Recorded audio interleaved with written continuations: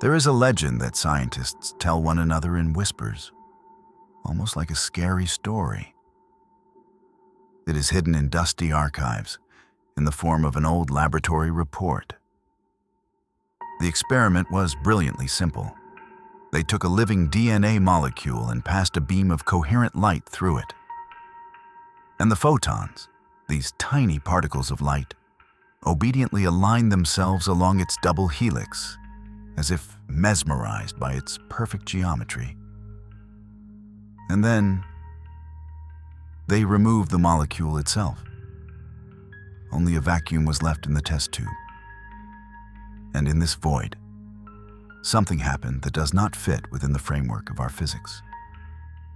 The light continued to move. It continued to twist into a spiral where there was nothing, as if an invisible, energetic ghost of the DNA remained in the cold vacuum, its trail of light, its soul. And now, feel this.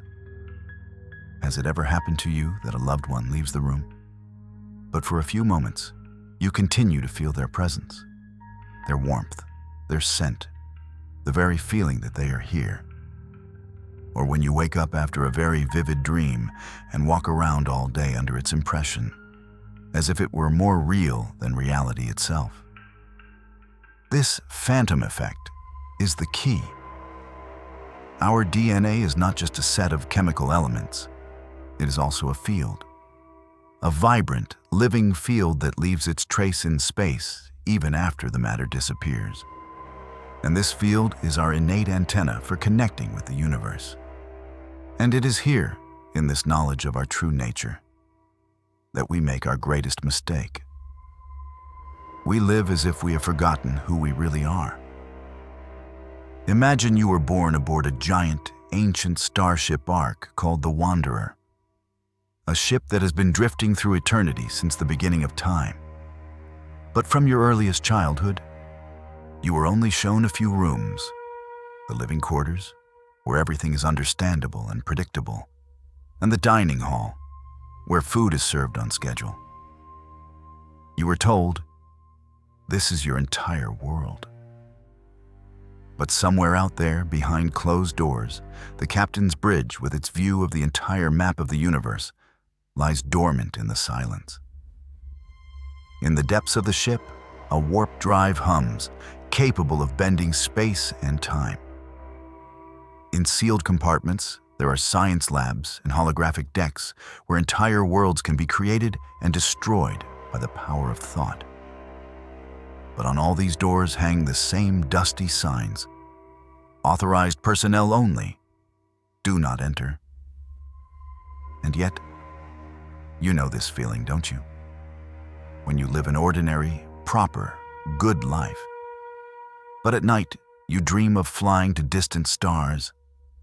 When you're stuck in traffic or in line at a store, and suddenly a quiet, deep hum breaks through the noise, as if from the engine room of your heart, reminding you that you are something more. This inexplicable, almost painful longing that makes you raise your eyes to the sky in search of something you can't even name. These are not your fantasies. This is the onboard computer of your Wanderer, your own DNA, trying to cry out to you.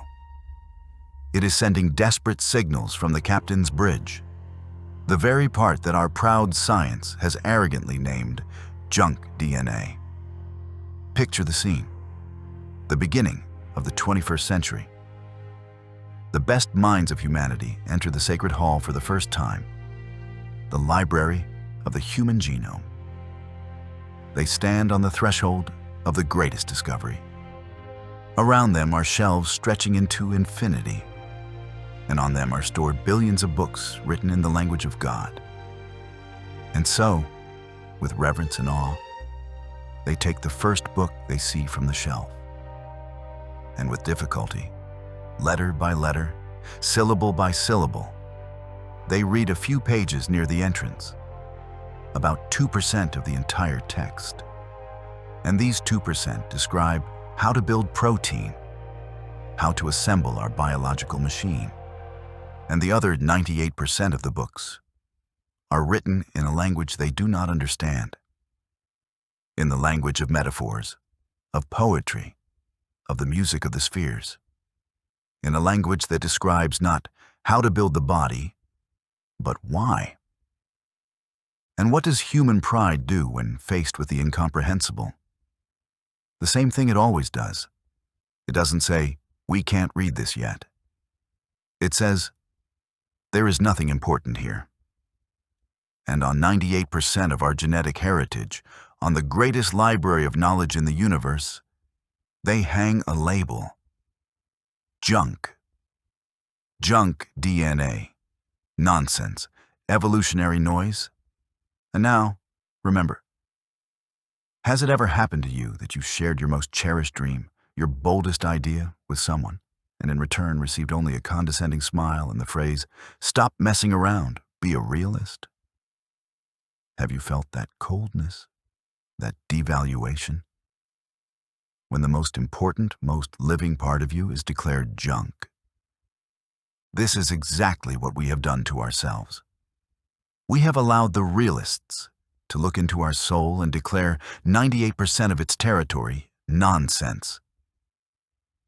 But what if these 98% are the very language through which the universe speaks to itself, through us?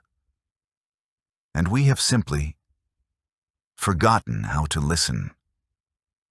And this knowledge changes everything. It transforms you from a passive passenger on the Wanderer into its navigator.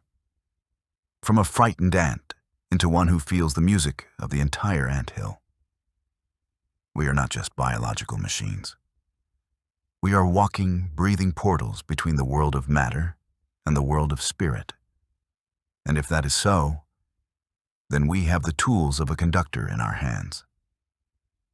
The first and most important is to learn to listen to the silence. The endless internal dialogue worries about the future, replaying old grievances. This is like a constant storm in your soul that drowns out the quiet, barely perceptible whisper of your true essence. The voice from your captain's bridge. Remember, has it happened to you that after a long, noisy, hectic day, you are finally alone? You step out onto the balcony at night or just sit in a quiet room, and in this thick, velvety silence, the world suddenly regains its color and meaning. You suddenly understand how you should have acted, what you should have said. This silence is not just rest. It is hygiene for your soul. It is the tuning of your internal receiver. And when the receiver is tuned, the second step is to choose the frequency. Your emotions are not just reactions. They are the waves that you are broadcasting into the universe right now. Fear, resentment, anger are low, heavy, rattling frequencies.